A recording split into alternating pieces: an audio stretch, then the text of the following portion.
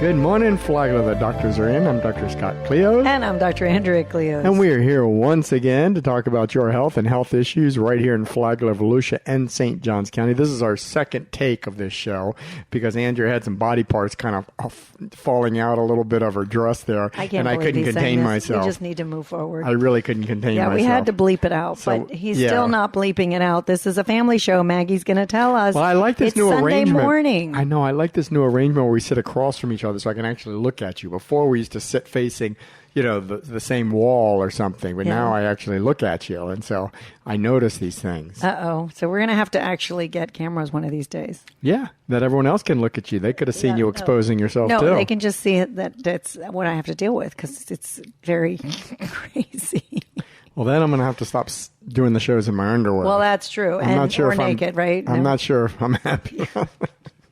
All right, let's move on to some science, some medicine. Let's go. Well, I did, let's see. We are in the midst of getting a new EMR, an electronic medical record, or EHR at our hospital. It's called Epic, which I heard is awesome, but the implementation is painful so far. I mean, it's just trying to get IT to do something that I think is going to be beneficial and actually maximize the success is nearly impossible. I mean, I keep telling them, guys, you can't do this, this, and this, especially when you're dealing with a bunch of doctors, the IT department, they don't understand. This needs to be straightforward. If you tell them it's going to, you log on to this, you do this, and the response should be like, okay, just as they said, this is what happens. Every time I log on, when they give me something, it doesn't work, and then they give me 1,000 reasons why it didn't work. And I'm like, you got to stop. You guys got to stop this, okay? You're dealing with doctors. We don't have time to, deal with the idiosyncrasies of the computer or the IT staff or whatever else. It's just. But that's in all things, right? I know, but it's when one department doesn't work well, it affects all departments. Everyone has to pull their weight. But there's a little bit of common sense here. It's like, guys, if you say that you click on this shows up, and this is how you do it. But if they don't have the skill sets to fix it, that's the problem. Well, that's going to be the problem. And, I had to give something called a tower talk that we do for the community. I think it's an excellent program. Our marketing department puts that on. And we come up with different topics that we're going to present to the community. And I did the one last week. And I did it on stroke and prostate artery embolization and coronary artery disease, and just showed some of the imaging and the interventional procedures that we do that can actually diagnose or even treat some of these disease processes. And I spent probably a good 12 hours plus putting the lecture together. 4 hours, 3 days in a row, bunch of videos, and really making it as understandable as possible to a layperson, right? So I was pretty proud of it. And, knowing how locked down they have the computer, I go to the IT department and I said, okay, guys, I need to get this PowerPoint onto this computer so that I can do this presentation next week. No problem. You can just run it from your computer. I'm like, nope, I've tried that before. It doesn't work because these videos don't run well when you try to emulate it from the computer to whatever, system you have. It's not like it's Apple TV where that seems to be flawless or seamless. That doesn't work the same. I said, I need it on the computer. And you can't just load something onto the computer because there's a legitimate fear of, getting some kind of virus on the hospital network computer. So, it has to go through a process. They said, well, you can share your PowerPoint to your own OneDrive, your Halifax OneDrive. You have a Halifax, you just sign on to your email. I said, okay, great. It worked. All right. I'm like, oh, all right. Well, this worked. So then we're trying to load it on. We had to go through. I had to log on to my email at the hospital, and it worked last week. So I'm like, okay, good. It's on there. And I was going to show a little program on the Clearly Health about coronary stuff. So I show up. They said, well, show up 10 minutes early and we'll get everything up and running. Okay, great. So I show up 20 minutes early, right, just to make sure. And I meet the same guy, right? And I go in and I log on, and it says it won't let me in to the file that requires me to log on. It says, we cannot recognize your email at this time. So I'm sitting there, I'm like, this isn't working. So we tried different, permutations of it. Nothing worked. So again, as simple as putting a computer, PowerPoint program onto that computer, they can't do it. They absolutely can't do it. It's mind-boggling to me. So I ended up doing a PDF version of my presentation, which was still pictures, and not all the still pictures. None of the videos that I put in there worked, and they don't understand. They don't understand how frustrating that is. But they don't care. From a medical standpoint, when people go through these degrees of stress, which all of our listeners have stress from I consider it aerobic. It makes me work out harder. Well, no, because at the end of aerobic exercise, usually you feel good. At the end of a stressful episode at work or in a family crisis or in a situation where you're dealing with structure and you're dealing with broken things that aren't being fixed, whatever it may be at work, at home, it creates stress. And the stress raises cortisol. And cortisol causes lots of rises of the sympathetic nervous system. And when we live in a chronic state of stress, our body's immune system actually declines. And chronic states of stress, the first response to a chronic state of stress is your immune system boosts. In the long-term state of stress, it actually stops working. And as a result, we're more susceptible to infection. And that's why when you have these young mothers or cancers develop, or people under lots of stress, what happens is chronic stress leads to the immune system overreacting or malfunctioning, and it can't protect you from cancers. It can't protect you emotionally. It starts affecting your sleep. It starts affecting your joy. And so when we have situations like this that are very stressful, we actually develop a higher risk for disease states.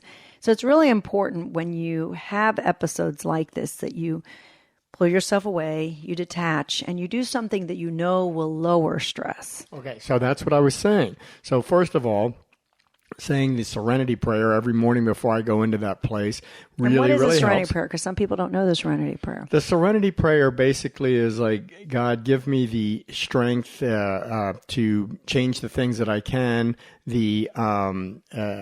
oh God, I said the strength to change the things that I can, look, you put me on the spot and I can't remember it. It's because you're getting nervous. I need to make you relax. I'm not nervous. Well, you can have a wardrobe malfunction again. That helped me relax in the beginning of the show. See, this is what has to happen in order to have peace. But strength to... You can, Andrew's looking it up for us.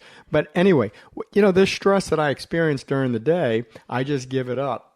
So I'm going to read it. Yeah, because I can't. Dear God, please grant me serenity to accept the things I cannot change, courage to change the things I can, and the wisdom to know the difference. And wisdom, but that's a prayer. But then you have to allow yourself to... No, you got to live it. You can't just say it. You have to live it. And so, when this happened, I just shake my head in disbelief. And I'm like, it's just over and over again. I'm trying to help this place and they won't let me do it.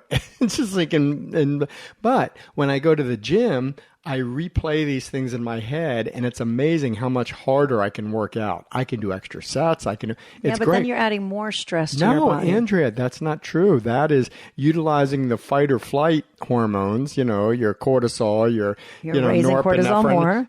No, because then you're expending that. You're doing something with it. If you just sit there and ruminate and let it, basically gnaw at you, then that's a problem. I don't let it do that. I mean, and it's not like I've always been this way. I used to worry about everything, but I've gotten better. That's the great thing about getting older. You get to a point where you just don't care anymore, right? Well, you care, but you know how to release it because it's not worth taking it on. Right. You just don't internalize it like it's you used to when you're younger. You think you're younger, you want to please everybody, you don't want to ruffle anyone's feathers. Now I'm like, I don't care. Not here to make you happy, not here to make friends. So yeah, and I expect you to do your job, and that's what you need to do. And if you can't do that, you should go someplace else, maybe up the street and ruin the reputation of our competition or something. Yeah. That's kind of my standard line now. Yeah, well, I think it's important that you understand if you're in a state of stress and that you reflect on, how am I going to release this state of stress? The wardrobe malfunction was really, really good. I'm just saying, if we can do one of those at the break, I think I will be back to baseline. So you have to create your own stress relief. Sometimes exercise is a great form of stress release. Sometimes going to watch a movie, sometimes breaking away from whatever environment that you're in. Going on vacation can be helpful sometimes, but when you come back, then you got to... Sometimes that's worse. Then it's worse, because then you got to face it again. Especially when you go on vacation with Andrea, who's got something she wants to do every single minute of the day. I like to do a lot during vacations, but so sometimes... Not really a vacation sometimes. Yeah, sometimes you also don't want to leave something that you're going to have to come back to anyway. So you want to reflect on, how do I deal with these situations? And if it's something you can't change because it's a work environment and you're in it and it's dysfunctional, you have to be able to take a break at work, go for a walk. Smokers get 10-minute breaks. Why can't we have mental health breaks? So it's important to be able to do this. You know, you don't have to go and get a cup of coffee, because that cup of coffee in the afternoon is going to just raise up your cortisol even more. But just going in for a walk, get some water, take a big breath. I like going outside in the middle of the day. I take a 15-minute walk break when I can. Sometimes it's a 5-minute, sometimes it's a 20-minute. And I go for a walk because I just feel like it helps break the middle of the day, and then I can start back again. Sometimes prayer and spirituality is a very big, sometimes music, listening to music and dancing is a way of release. So, and one thing that I love to tell, and I probably said it on the radio show, that I love to tell people is randomly put 2 or 3 days in your week, even if you're retired, where you don't do your routine. Days that you just don't schedule anything. You don't go golf. You don't go do whatever it is that it's like something you have to achieve. It's like takes away the day. And just don't have anything planned for 2 or 3 days, so that during that time you may stay at the gym longer if you want to, because you're not going to meet anybody. You may end up going away for a day or two there. You may have time just quietly to have time for reflection and get things done at the house that maybe were additional things that built up in your brain. So I always encourage people, randomly in your calendar, put a block of 2 or 3 days where nothing can happen. You're not, planning on anything. You just have nothing expected to happen.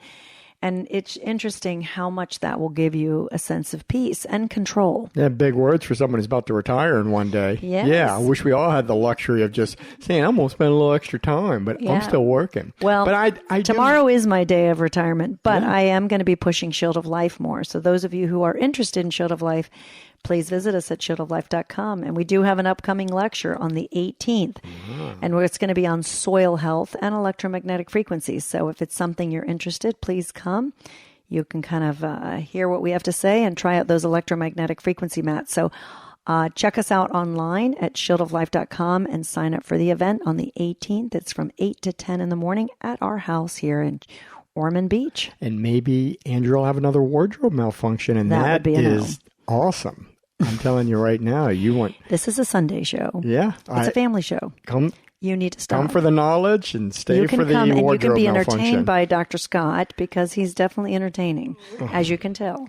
All right, so I'm going to say the Serenity Prayer one more time before we actually take a break, just to show you that I do know the Serenity Prayer. So, God, grant me the serenity to accept the things that I can't change. Right? Oh, Andrea, don't do that. Wardrobe malfunction. I can't accept the things that I can't change.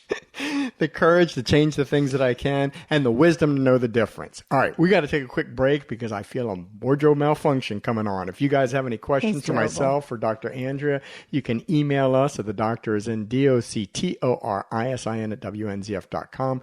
You're listening to The Doctor Is In on WNZF News Radio, 1550 AM, 94.9 FM. Stay tuned. We'll be back in a moment.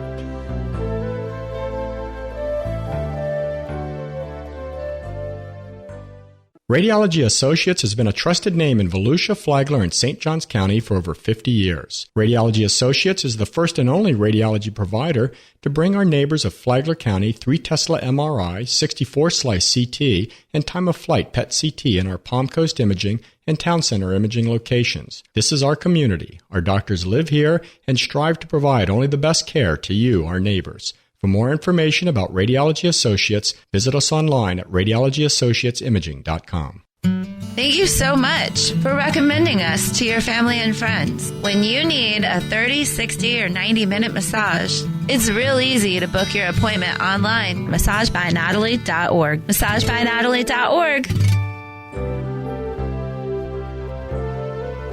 And we're back. For those of you just joining us, Andrea and I went through the Serenity Prayer on the first half of the show. And we talked about hypercortisolism and how it leads to infection and cancers and stress. So you got to have a way to deal with your daily stresses. That's why Andrea and I do something every morning. We go to the gym or she goes running, and, I kind of get that out of my system. And I tell people I go to the gym mainly for my mental health. And it's true. I mean, you get the benefit of actually, feeling good and maybe looking a little better than your colleagues if you go to the gym regularly. But most importantly, it helps you deal with your day.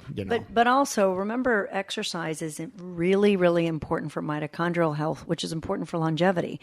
So one of the things that, there's a debate by many of the gurus in disease reversal and fighting disease and anti-aging, and is sleep more important than exercise? Well, it's hard because sleep is very important to lower cortisol. If you don't get 7 to 8 hours at the right timing, you are not going to be as healthy.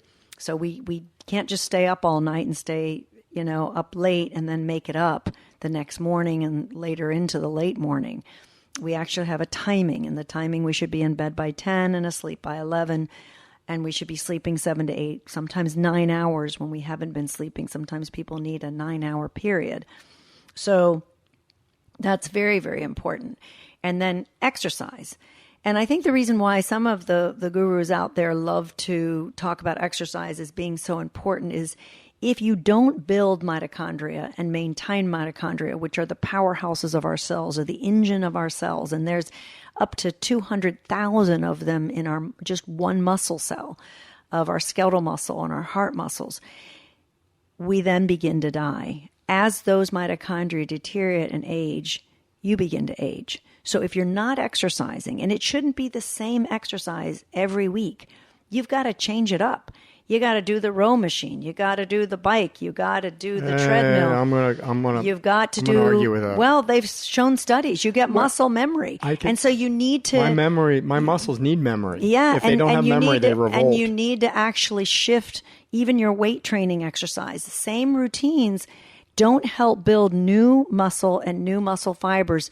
They maintain, but they're not changing, and that's what helps us stay young and keep dynamics. I think that it's important to do something. And you're right, maybe changing things up a little bit. It's important to do something better than nothing, but you got to change it up. Yeah, but I think, seriously, I do not do new exercise. People say, "Hey, Scott, come over here and try this." Do it and I'm like, reason. No. Yeah, you because do if it I in do reason. that, something's going to rip, and then I'm going to be out of commission for 6 weeks. You do it in reason, and you do what you know what you can do. You may not join a class of 20-year-olds, or you join the class of 20-year-olds, and you're in the back, and you do what you're able to do.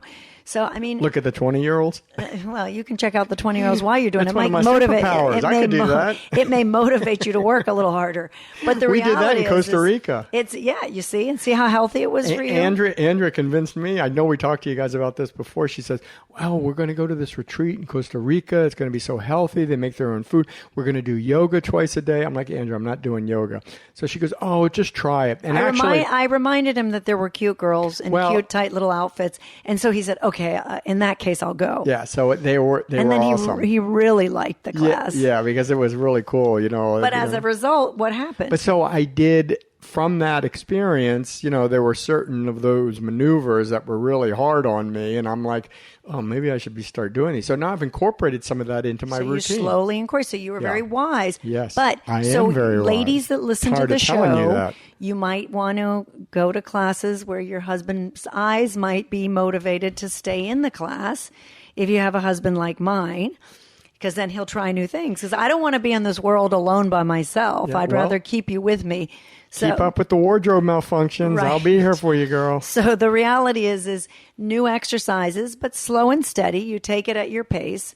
And it's important because we don't want to become habituated. It's just when we look at brain health as we age, it's very healthy to have routine, but it's very healthy to break routine, meaning going on vacation, sleeping in new locations. And when you can tell somebody is having progressive memory decline and, issues with dementia, they stop wanting to travel. It becomes overwhelming. New locations become overwhelming. Packing and setting up for a vacation is overwhelming. So these are not things that you want to do. So it's not good to be sedentary. It's good to have some shifts and some change. And maybe vacations a long way away, like to Europe or something, is difficult. But even taking a road trip is a form of another. Go for the weekend to a different town and explore a different town, or even for the day. On those 3 days, you don't have anything planned. But again, it should be something that is enjoyable and it's something new. Maybe going for a walk in the forest, a different place. These are the kinds of things that help us stay young, help our brains, and help us with stress. Walking in the forest, especially if there's cypress trees or evergreen trees, those trees emit phytoncide. And we've talked about this a long time ago, but during COVID, phytoncide helps, it protects the tree from infection, but to humans, it actually lowers cortisol. So the Japanese have done many studies on, going out into the forest because it helps their employees and their workers. Many studies, yeah. And looking at this whole phytoncide, they try to put it into conference rooms, but it didn't have the same effect as as actually somebody going into nature and just taking a walk in nature and exploring. So one of my girlfriends that I met at the obesity medicine conference this past weekend, she and her husband have taken up birding. So they're now birders is what they call them. And they have their telescopes and they have apps that you can download called Merlin. And you can check out the bird sounds and bird calls and see what they're like. So with that, you're in nature. You're around other people that find different aspects of nature beautiful, but it's very healing and it's very helpful to keep your mind and your body and your spirit in a healthy state to keep those cortisol levels under good control. If I ever end up levels. Going birding with you, then there's nothing else left for me. We were herpers, not birders. We're herpers. We go for the snakes. Stevie made it very clear to us, you want to be a herper, not a birder. Yeah, we don't want to be birders. we learned about that term in Costa Rica when we were on a trip with him. Yeah.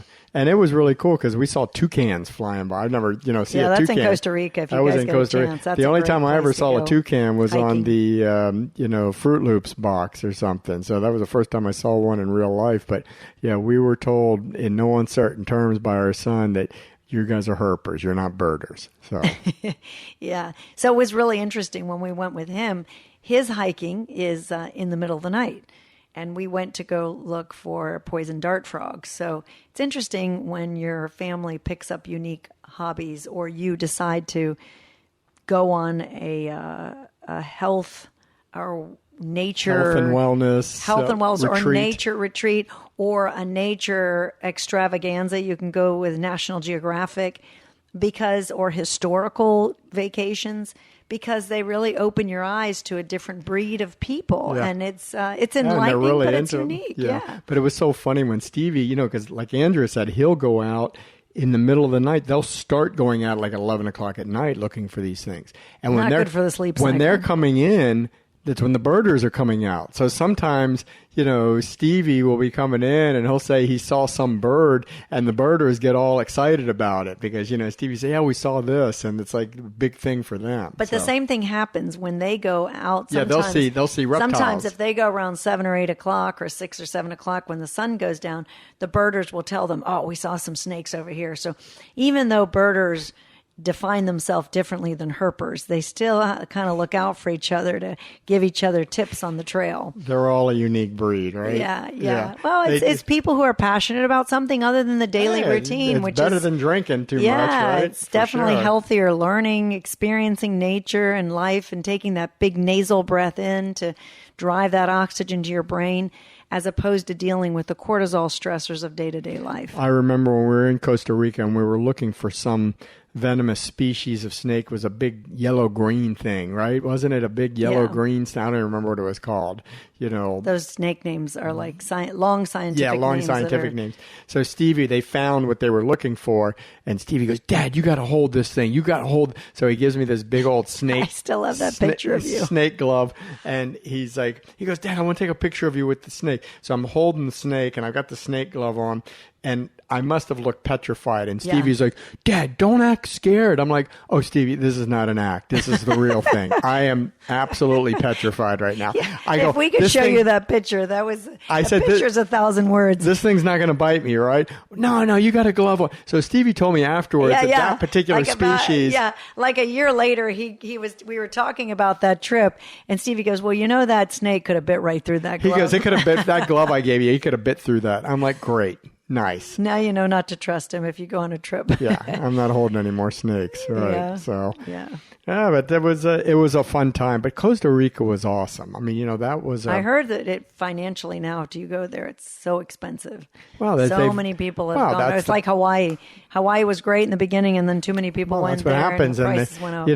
The wealthy people find out what it's all about. They go there, they buy up everything, and now everything's more expensive. But it used to be a great deal. You could go there and actually live pretty, modestly and do pretty well over there. But still a beautiful place. I mean, the coffee beans, and they got, right in a very short amount of square footage or square mileage, I should say. You got a rainforest, you got the ocean. I mean, you got different environments that are all right there. All that was a nice vacation because Andrea couldn't order 20 or just have 20 different events going on. Well, she couldn't do that, and the menu was pretty much fixed. It's whatever they made that day. So Andrea couldn't ask. And we knew it was fresh, so she couldn't say, "Do you know if this is wild caught? Do you know if they use any glyphosate on this?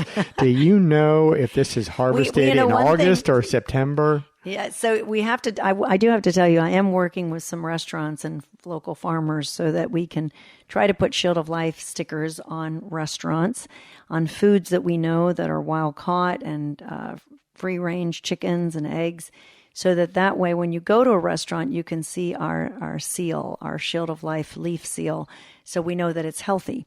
And so, and of course, farmers markets as well. So as we continue to grow, now that I am going to retire after tomorrow, one day away from retirement, I will be starting a new venture in my life, pushing Shield of Life and helping you guys learn more wonderful things to stay healthy and peaceful and happy and live a long life without disease. Awesome. And I'm going to work till I'm dead.